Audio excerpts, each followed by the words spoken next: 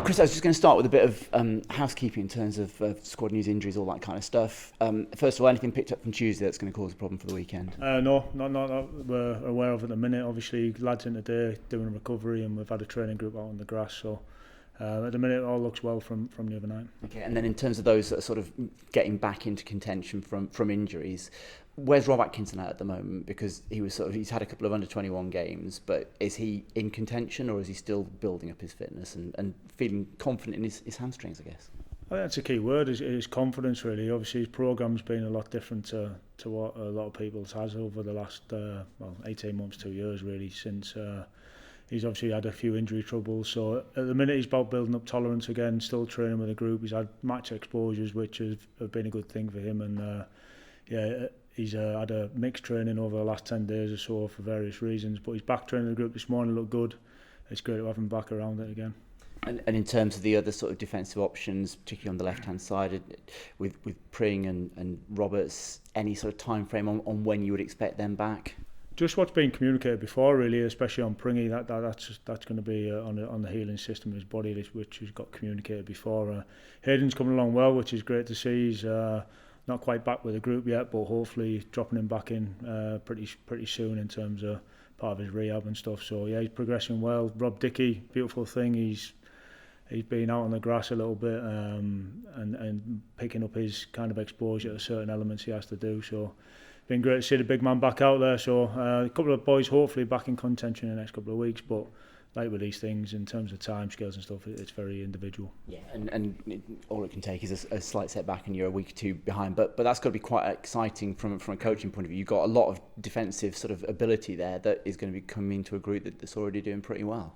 Yeah, I think it's important actually, the job that the squad and the boys are doing at the minute and have done all season. I think you look at the squad, we've got some key players missing, especially over the last couple of weeks where everybody who's contributed has done really well at kind of giving their best for the team, for the group, for the club. So it'd be really nice to be in a good spot and get bit of strength back in terms of numbers and quality again in competition for places again all over the pitch. We've obviously got a few Sam Bell's obviously working out behind the scenes as well.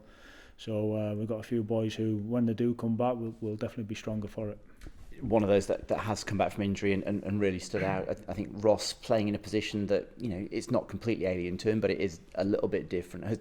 Has come in and started to show probably what fans were thinking they'd get last year, and that big horrible injury has just sort of set him back, and he seems like he's back on an even keel now. Yeah, no, he's done well. He's been a solid character behind the scenes as well, just working away. And what you do know with Ross, he'll give you everything he's got. And I think sometimes even us as coaches, we kind of, you see a player back training and playing, and you think, oh great, he's back, and you expect a certain level from him straight away. And it's probably the same for the public and the fans. Is Ross went through a hell of a time with his injury, and it was such a unique injury where he took obviously a long time to get back from it, and we said last season credit to him for fighting back from that, and credit to the medical staff as well who got him back from that.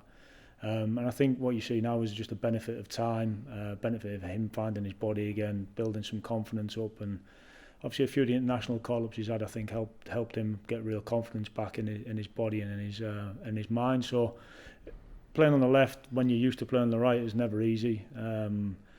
I did it very badly at times, so I know that feels like. So he's done a great job, especially turning off his opposite side and staying stable in key moments for us. So hopefully he can continue. And staying sort of resilience, I think, is a good word from the last couple of games. You had to, you know, be good defensively to withstand a lot of possession from Borough at the other weekend, and then coming back from 2 goals early on Tuesday night. It kind of shows you the mindset of this group at the moment, where they're at. It's full of grit, it's full of resilience. It's something sometimes you have to search for, though, and certain events obviously bring you closer together as a group and as a club. But the players can do hard things, and I keep telling them that in terms of they're a great group to work with, and it's about sticking together and pulling each other through. Every moment, training sessions we talk about all the time. Even this morning, for example, the team concedes back-to-back goals in a small-sided game. It's what are you about? Are you going to concede a third and a fourth, or are you going to stand up and take certain actions to stop it? So it's upon the group going through these experiences to make sure we can obviously reflect on these experiences we've had over the course of since Lee and myself have been here, but using them then to get better and get stronger, and as time passes become a better functioning unit. Obviously you're sort of front and centre at the moment because you've sort of stepped up in Liam's absence. Is that, how have you found it? I guess it's a very difficult situation personally, but just on the footballing side of it, how have you found being the main voice, I guess? It's a double-edged sword. I'm just doing my job. It's been, on one side, it's been horrible, just in terms of never wanted to take over a role in this situation, and it's quite unique, obviously. So from that sense, not enjoyable one bit. I miss my mate. So the other side is football is, I've been in it a long time now, and all my experiences, everything I've ever done in football always prepares you for the moment you're at and the present moment. So leaned on lots of experiences, what I had as a player, but also I've been coaching now a long time. So feel ready, feel prepared for whatever my job demands or whatever people demand of me. So I just try and do the best I can with it. I thought everybody dealt very well on Saturday with the pre-match issues at Middlesbrough in terms of the tributes. There's going to be something similar at Ashton Gate, first home game since. Is that something you have to sort of talk to the players about, or because they've dealt with it once, you feel that they'll be okay? No, listen, I think it'd be difficult. There's no getting away from it. I think the fans will do a tremendous job again at showing the support, and I've heard it's close to a sellout, if not a sellout. So there's definitely be that emotion in the air, and rightly so in terms of supporting Liam and his family. And we'll have to.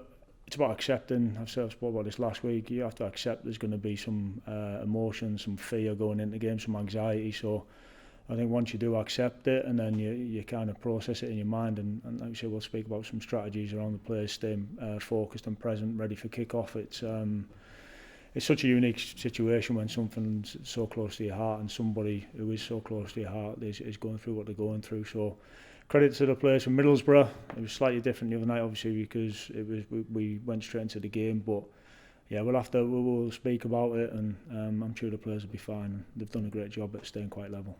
They've certainly done that, and in terms of the pure football side of it, the way that you've been playing over the last month or so against a team that everybody would expect to be there or thereabouts, and they're in pretty decent form as well. I mean, as an entertainment, as a spectacle, it should be absolutely fantastic, hopefully, on Saturday. Yeah, looking forward to it, really excited. I think off the back of the last two games, it's a really good game for us to go into. I think it's one for us to go and try and take on our performance level again, and show real aggression and purpose with what we do with and without the ball. I think the challenge level, listen, you could probably copy every coach's, manager's pre-game script against Leeds. They'll say the same thing. They're a very good team, really good players, top manager, really hard challenge, but it's one we're excited for, and it's one that we'll be ready for.